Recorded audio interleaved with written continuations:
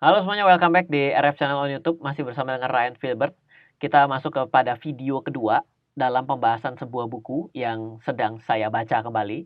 Di mana buku ini saya baca 5 tahun yang lalu dan dituliskan pada tahun 2002 oleh William J. Bernstein dengan judul buku adalah The Four Pillars of Investing. Pada pilar pertama kita diminta untuk aware terhadap teori. Sedangkan pada pilar kedua, kita diminta untuk the history of investing. Ini adalah suatu hal yang penting. Dia katakan seperti ini di awal bukunya pada bagian pilar nomor 2 ini adalah the theory is one thing. Oke, teori itu adalah suatu hal.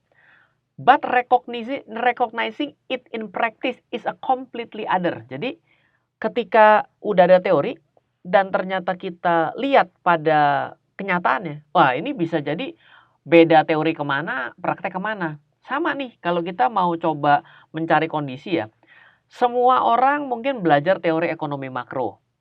Di mana kalau yang namanya suku bunga diturunkan adalah cara untuk menginflasikan. Kenapa inflasi? Orang secara logika, uangnya nggak mau ditaruh di bank, maka dia lebih baik keluarkan. Dengan pinjaman bunga murah, maka orang akan cenderung belanja, dan akhirnya akan membuat inflasi. Nah, sebenarnya teori seperti itu tengah dilakukan di Amerika dari tahun 2008 semenjak kejadian subprime mortgage. Tapi pertanyaannya, apakah benar dengan cara diturunkan suku bunga, dengan dinegatifkan bahkan seperti yang terjadi pada beberapa negara maju, let's say seperti Jepang, apakah benar terjadi pertumbuhan ekonomi sesuai harapan?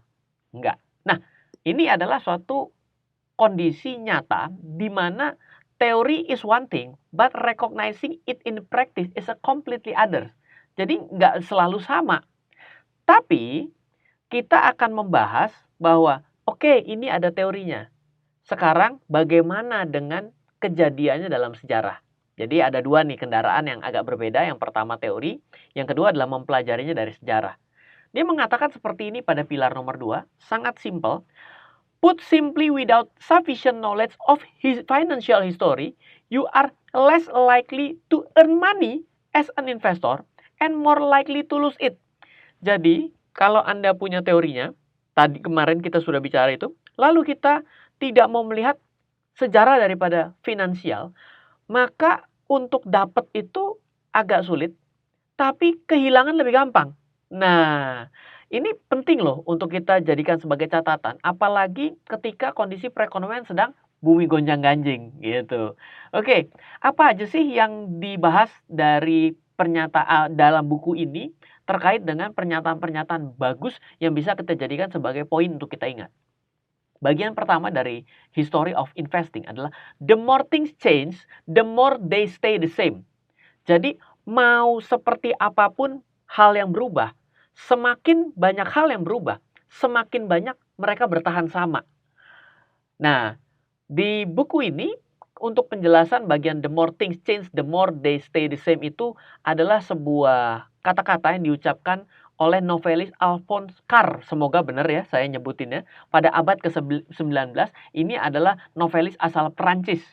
Jadi kesimpulan dasarnya adalah apapun yang terjadi, apakah pasar naik atau turun, itu mungkin hanya variasi dari sesuatu yang pernah terjadi sebelumnya.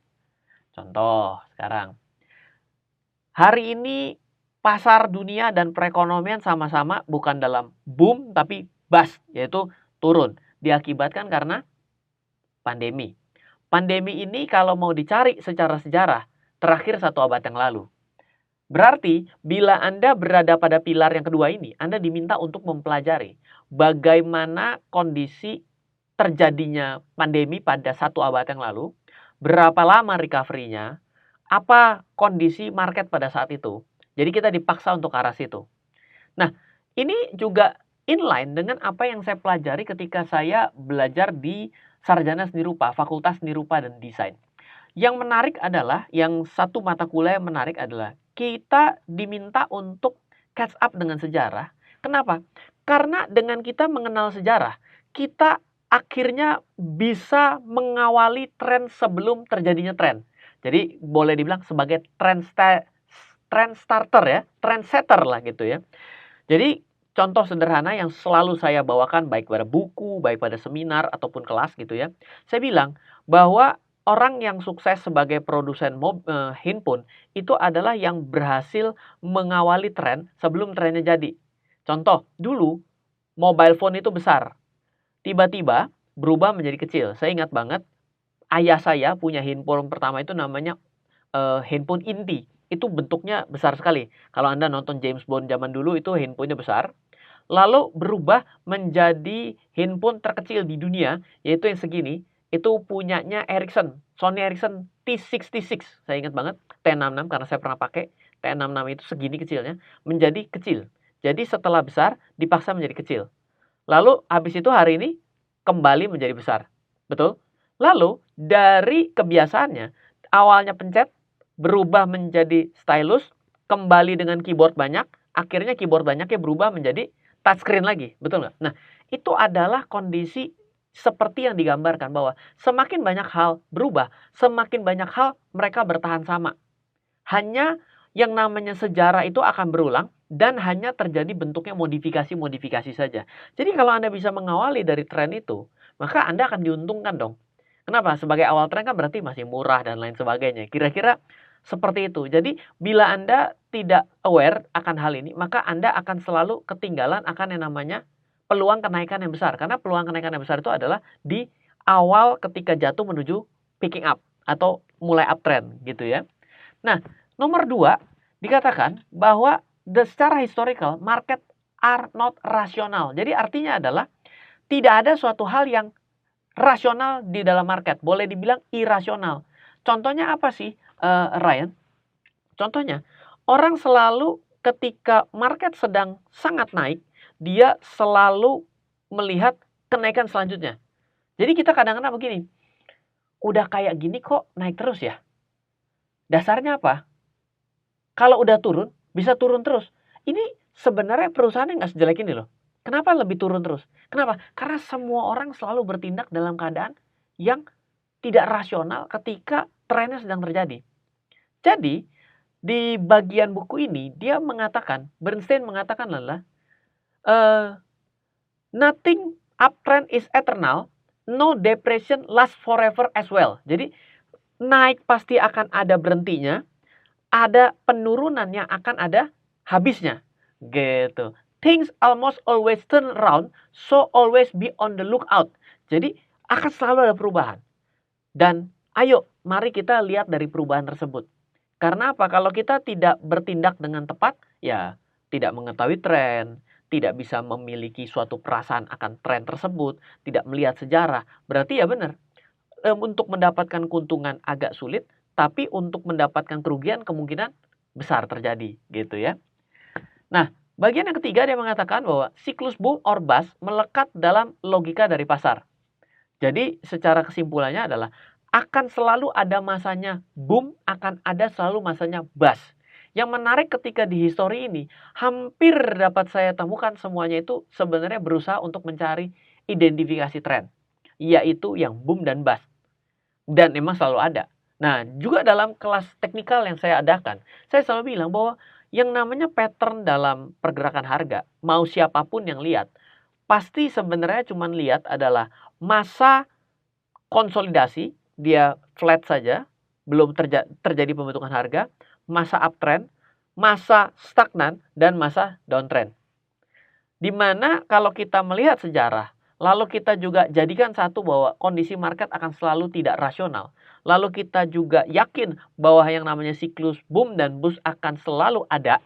Maka sebenarnya yang kita akan coba lihat adalah paling enak itu sebelum market turun kita sudah keluar.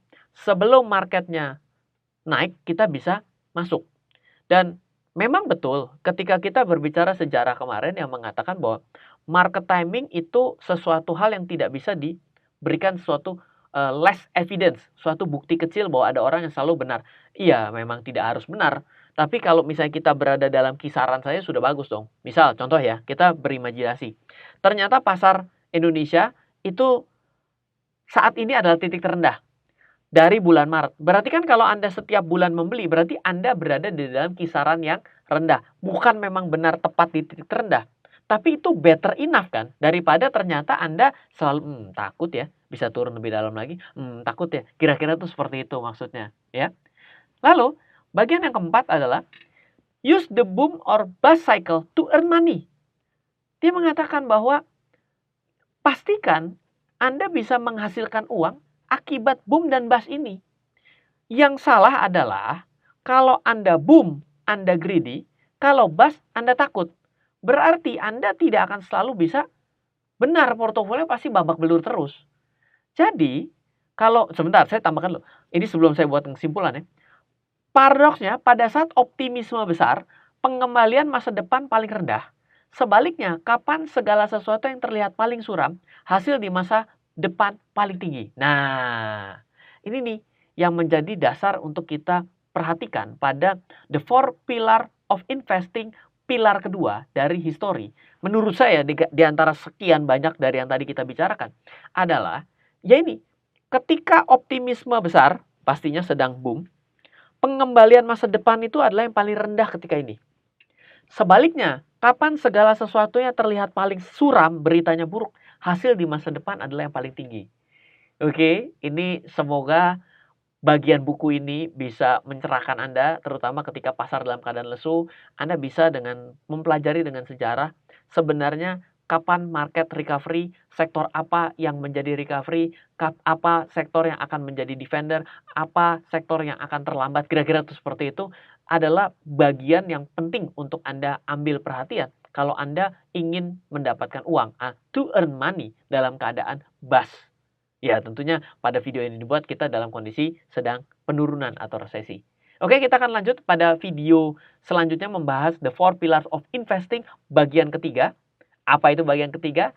Coba nanti kita akan bahas pada video selanjutnya. Dan bagi Anda yang ingin memberikan saran, buku-buku apa yang mesti saya baca, kebetulan saya cukup punya banyak buku-buku investasi juga pengembangan diri.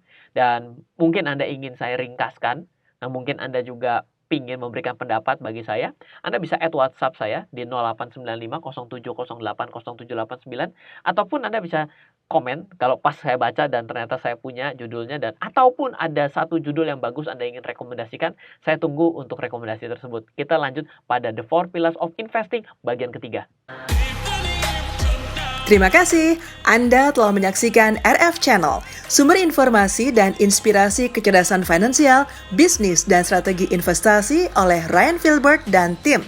Untuk mengundang Ryan Filbert mengikuti seminar, kelas, dan pelatihan yang diadakan RF Team maupun melakukan pemesanan buku-buku bestseller Ryan Filbert, silakan hubungi 089 5070 80789.